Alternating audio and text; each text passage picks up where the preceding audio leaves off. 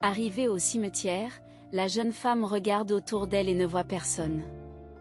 Accablée de fatigue mentale et physique, elle s'effondre et pleure. Et la tombe au fond du cimetière appartenait à son mari, Max. Heureusement, comme elle était seule, elle n'avait pas à craindre que quelqu'un soit témoin de son chagrin. Malheureusement, Rachel ne se rendait pas souvent sur la tombe, car divers obstacles l'en avaient empêchée depuis la mort tragique de Max, qui l'avait gravement blessée.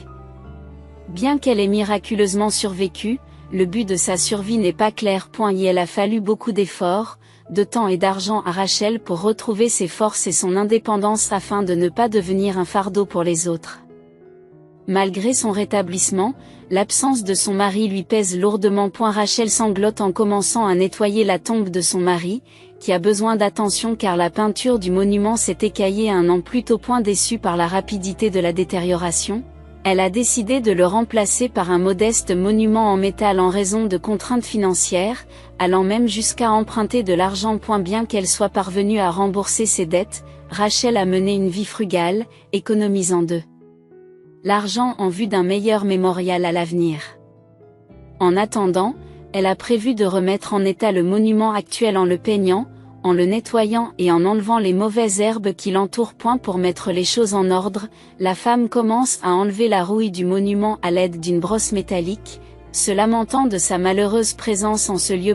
Et la chaleur torride ralentissant le travail, Rachel fit une pause et s'accroupit à l'ombre du monument pour reprendre son souffle. Alors qu'elle se reposait, elle aperçut par hasard un trou à côté du monument, ressemblant à un passage souterrain. Laissant d'abord entendre qu'il s'agissait de l'œuvre d'animaux fouisseurs tels que les taupes, Rachel fut bientôt prise de curiosité. Oubliant momentanément son intention de se rendre sur la tombe de son mari pour faire son deuil, elle se concentre sur le trou mystérieux et son habitant potentiel. En regardant à l'intérieur du trou, Rachel décida d'enquêter plus avant. Craignant qu'un animal ait pu pénétrer dans le cercueil de son mari pour y faire son nid, elle se sent mal à l'aise à cette idée. En essayant de découvrir la vérité derrière le trou, elle a remarqué qu'il s'étendait sous la pierre tombale en fer, ce qui l'a encore plus inquiétée. Déterminée à enquêter, Rachel demande une pelle au gardien du cimetière, le surprenant par sa requête inattendue. Considérée à tort comme une femme délicate et embarrassée, elle se lance dans sa mission de percer le secret de la tombe de son mari. Par cette chaleur étouffante, même les fossoyeurs tentent de travailler le soir, se dit le garde. Inquiet des risques d'insolation, il tente de dissuader la femme de continuer, mais sa persistance le pousse à l'accompagner. Lorsqu'ils commencèrent à creuser, l'animal qu'ils utilisaient était léthargique. Ils creusaient profondément. Alors que le garde se demandait qui avait bien pu profaner la tombe qu'ils étaient en train de creuser, il se rendit finalement compte que quelque chose n'allait pas. Où était le cercueil? Perplexe, il creuse dans plusieurs directions, mais il n'y a aucune trace d'enterrement. La veuve, incrédule, a forcé le garde à continuer à creuser, envisageant divers scénarios tels que le tassement du sol ou la profondeur inhabituelle de la tombe.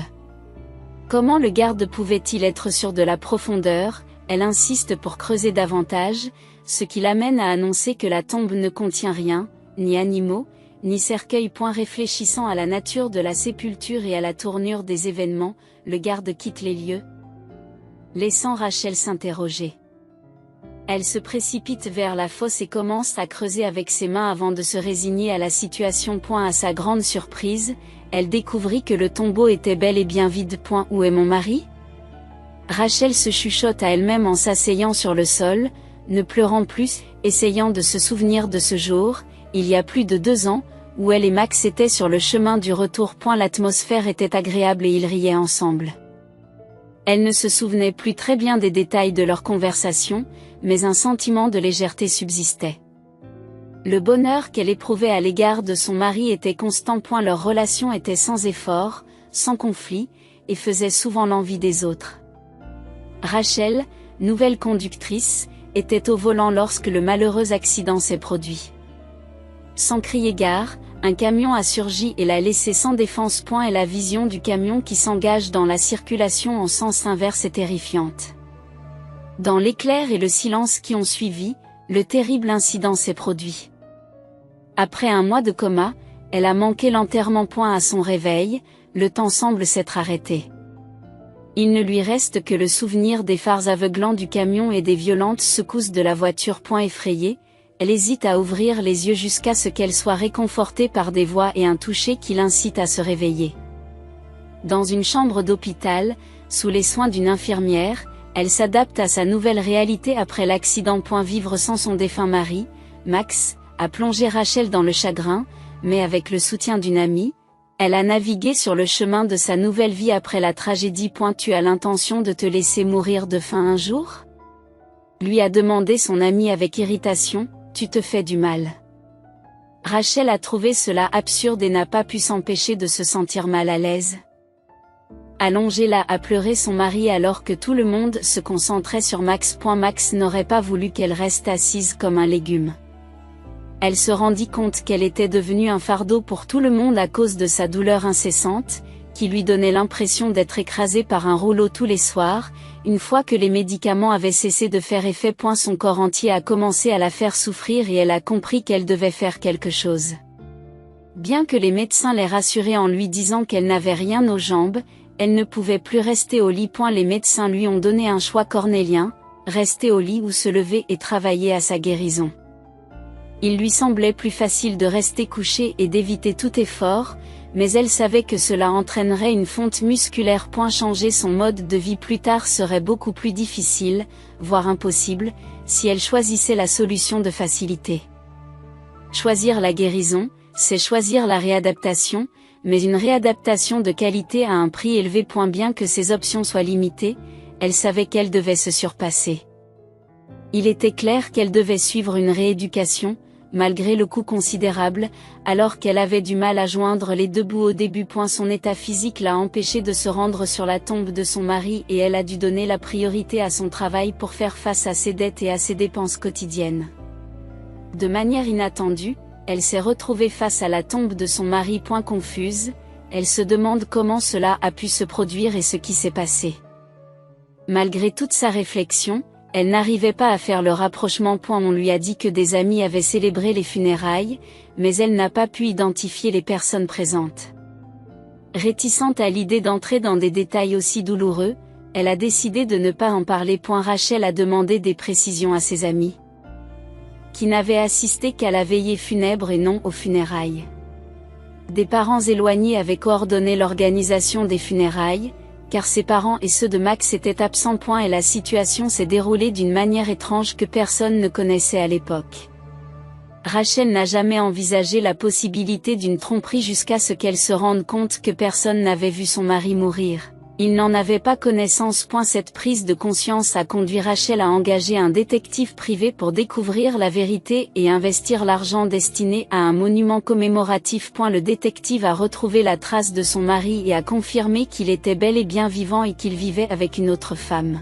Les pires soupçons de Rachel ont été confirmés lorsque son mari a choisi de la quitter en prétextant un tragique accident. Elle croyait qu'il y avait de l'amour entre eux. Il était clair que son mari avait décidé qu'il ne voulait plus d'une femme handicapée. Rachel en a été attristée et a voulu le confronter à ses actes. Elle voulait connaître la vérité, mais elle voulait aussi en finir avec cette affaire pour cesser de s'inquiéter et d'être tourmentée par des spéculations. Rachel se rendit à l'adresse où Max ouvrit la porte à l'improviste, la prenant au dépourvu. Elle resta silencieuse, ne sachant pas quoi dire. « Il y a quelque chose que je peux faire pour toi ?» demanda son mari. Rachel regarde son visage calme avec confusion. Elle s'attendait à lire sur son visage de la surprise, de la peur ou du regret, mais il ne montrait aucune émotion, si ce n'est une légère surprise de voir une femme sonner à sa porte et se tenir silencieusement devant lui. « Je crois que je me suis trompée d'adresse, » dit Rachel. Max sourit d'un air compatissant et haussa les épaules. Ne l'avait-il pas reconnu ? Elle pouvait toujours deviner qu'il mentait à ses yeux. Rachel décida de ne pas s'impliquer davantage avec lui et de le laisser vivre sa vie. Alors qu'elle s'apprête à partir, Max l'interpelle. « On s'est déjà vu, dit-elle en levant les yeux vers lui. La confusion traversa le visage de Max et son expression changea. Il la regardait maintenant d'une manière familière qui lui faisait mal au cœur. Avait-il perdu la mémoire ? Rachel, C'est toi, murmura Max, incertain, une larme roulant sur sa joue.